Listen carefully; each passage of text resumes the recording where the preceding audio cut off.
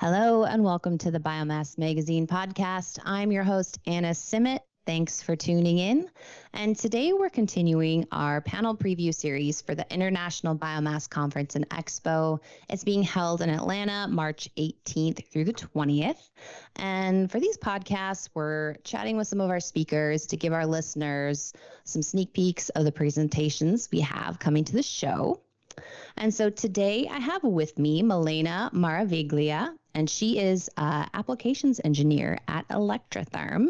Malena, hello, and welcome to the podcast. Hi, thank you so much for having me. Absolutely, it is our pleasure. I think we should begin by having you tell us a little bit about ElectraTherm and what the company does, and then what your role is there. Absolutely. So ElectraTherm, we manufacture modular power generators that use the organic Rankine cycle to convert waste heat into green power. My role as an applications engineer, I will take a look at projects, do a feasibility study, and make sure that we've got all the other equipment and all the other things we need to get these projects off the ground. Awesome. So you're speaking at the IBCE, and your presentation is titled Tiny and Mighty Design Tips for Small-Scale Biomass Projects with Real Power. So why implement a biomass to power project, and what constitutes small scale? Yeah. So a lot of the things people do with biomass leave a good amount of waste heat, which we're able to use to make electricity. So be that pyrolysis for biochar production, gasification to make renewable natural gas, or direct-fired biomass boilers. Any projects that use those, there's a lot of waste heat that's left on the table, typically. So we're able to come in and make some green power from that. It's really appealing to people in places where maybe there's not the most access to electricity, like remote locations, or maybe places where electricity is very expensive. It also, because the power we make is green power, we're able to reduce the carbon intensity of these processes. So for things where you're generating carbon credits off of a biomass project, if you're able to make clean power off of that, you reduce the fossil dependency and fossil intensity of your process and increase the value of those carbon credits as well. A small scale project, the units we make are 75 kilowatts, 150 kilowatts. Around that level of power generation is a small scale power project. You get into larger things like megawatt scale or things that you'd see at typical power plant, the things that power the grid, which lets us turn on our lights at the end of the day. That would be a large scale. So places where you're making power on site and using it on site with this level of thermal power available, et cetera, is a small scale. Okay, that makes sense. So what is the technology that allows one to convert biomass into electricity? We are using the same thermodynamic principle that those large-scale power plants would use, which is the Rankine cycle. Instead of using water, which a large-scale power generation project might use, we use a refrigerant, which is where the organic part of the organic Rankine cycle comes in.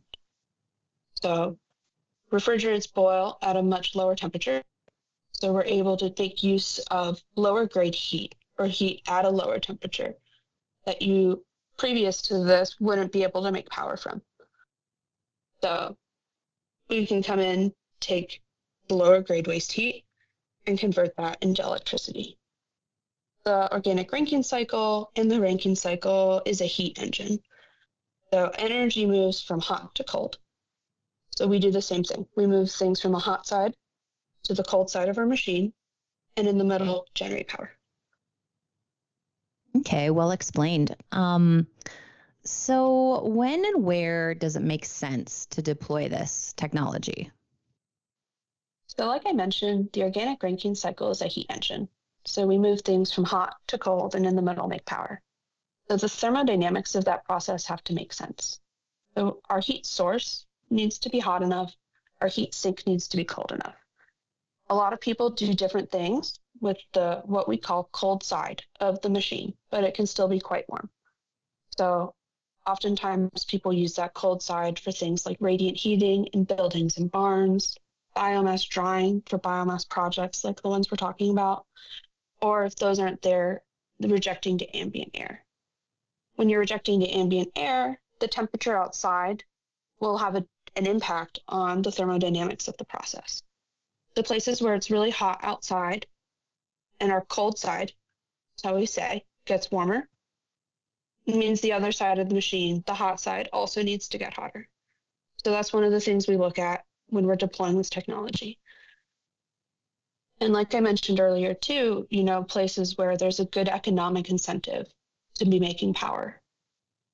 Places with limited access to electricity or remote locations, microgrids, or places where there's an incentive to reduce the carbon intensity of your project. All of that needs to come into play to really make this make sense. So those are things you look at when you're deciding if a biomass to power project is feasible for you. Okay. My last question is, how does someone decide if a project is worthwhile and choose a technology? So when people are deciding if these biomass to power projects are feasible, they'll first look at the thermodynamics. We need to make sure our hot side is hot enough and our cold side is cold enough to really make power. Oftentimes, out to site and actually measure the heat to see what's going on. Waste heat in particular is, I like to say, kind of wiggity. No one's got a really good handle on exactly how much they have. They'll often go validate the heat and do a study. Once we know that there's a good amount of heat to work with and we can make good power on the project, that's when the economic drivers come into play. The cost of power, the value of reducing the carbon intensity of your project, and other economic incentives all are part of the soup that makes these projects work. And when you're looking at the environment that it's going to be in, how variable the hot side is, how variable the cold side is, your needs for power, your runtime, the ambient temperature, the variability of the feedstock, all that comes into play when choosing a technology.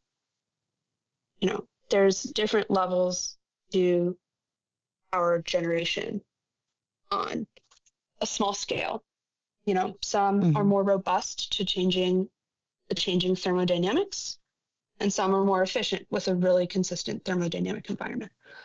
So having a good handle on exactly what you have to work with is the first step in choosing the right technology. All right. Thank you. So I certainly look forward to your presentation at the show. We don't want to give too much up, so we'll wrap it up there. Thank you so much for coming on. Thank you so much for having me. Absolutely. And to our listeners, catch Malena's presentation on Tuesday, March 18th at 1 p.m. in Track 2, Biomass Power and Thermal, under the panel Exploring the Potential of Small-Scale Power Projects. And one thing that I do want to highlight to our listeners and conference goers, ElectraTherm will actually be offering an exclusive industry tour for interested biomass conference attendees immediately following conclusion of the event on Thursday, March 20th. Transportation to ElectraTherm's organic Rankine cycle manufacturing facility will be provided. So learn more and register at biomassconference.com under the tour tab. And there are a limited number of spots, so reserve yours today. And with that, we will wrap it up. Thank you so much for tuning in. Hope to see you at the show. Until next time.